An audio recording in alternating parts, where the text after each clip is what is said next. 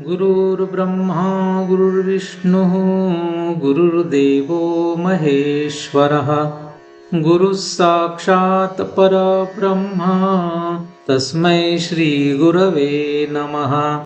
वसुदेवसुतं देवं कंसचाणूरमर्दनं देवकी परमानन्दं कृष्णं वन्दे जगद्गुरुं।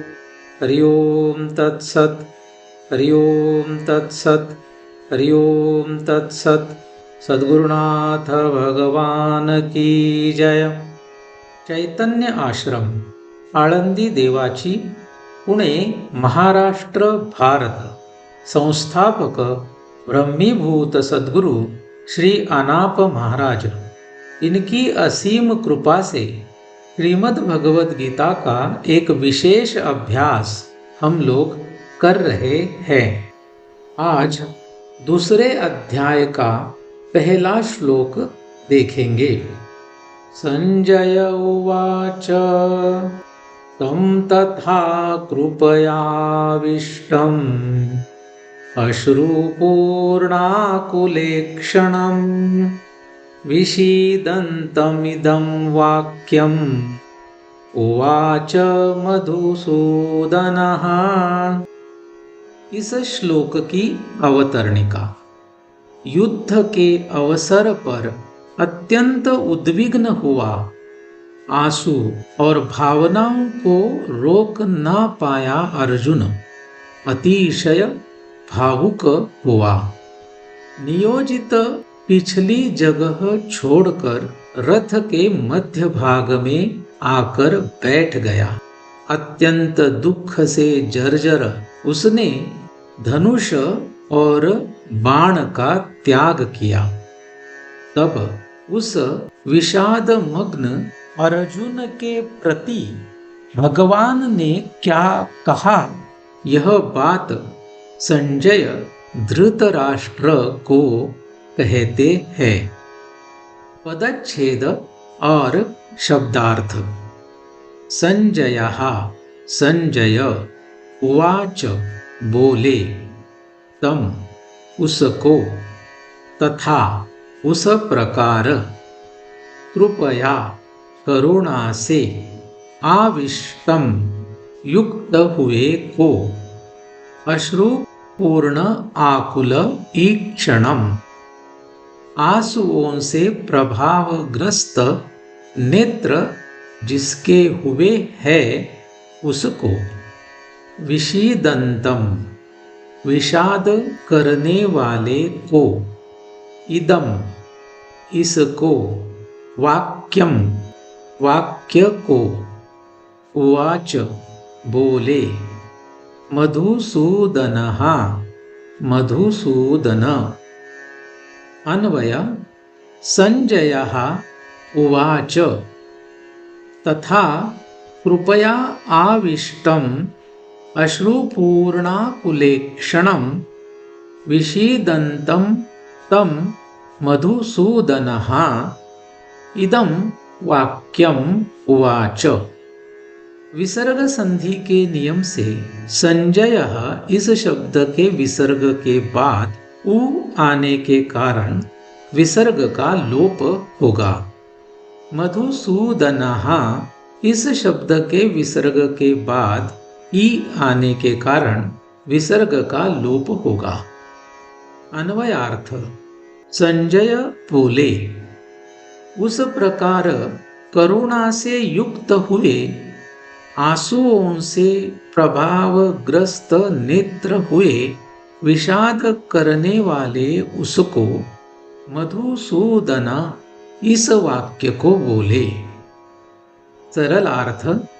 संजय बोले, पहले अध्याय में वर्णन किए हुए उस प्रकार करुणा से युक्त हुए, आंसुओं से प्रभावग्रस्त नेत्र हुए, विषाद करने वाले उस अर्जुन को मधुसूदन इस आगे दिए हुए वाक्य को बोले। मधुसूदन मधु नामक राक्षस का सूदन माने कि नाश करने वाला। इस श्लोक के ऊपर श्रीमद् आद्य शंकराचार्य जी ने भाष्य नहीं किया है।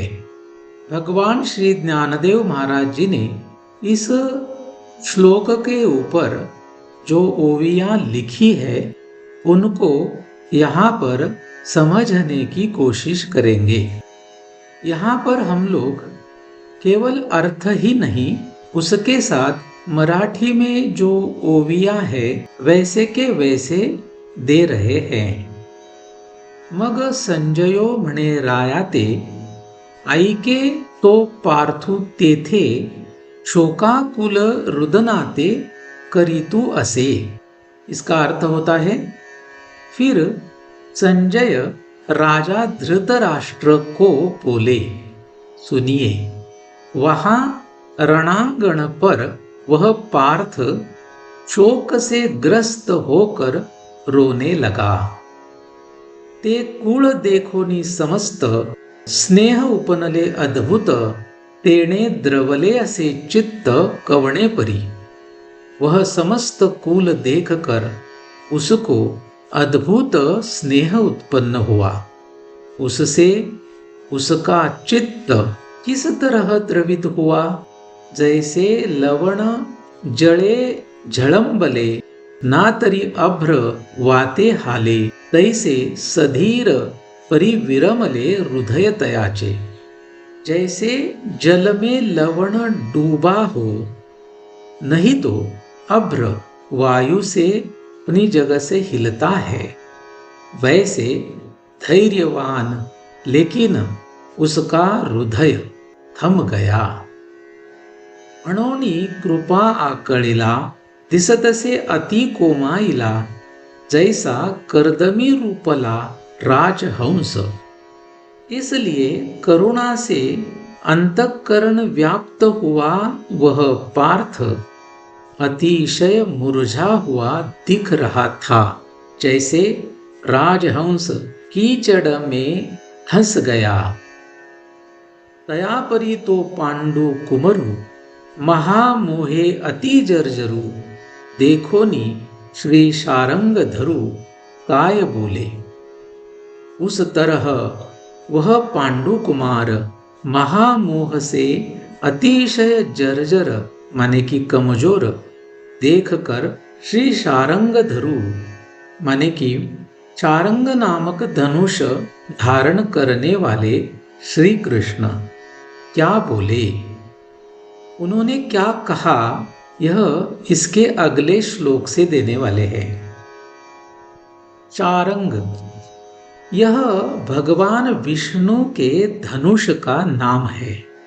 उच्चारण इसका चारंग या सारंग के रूप में भी किया जाता है, परंतु उचित शब्द शारंग ही है।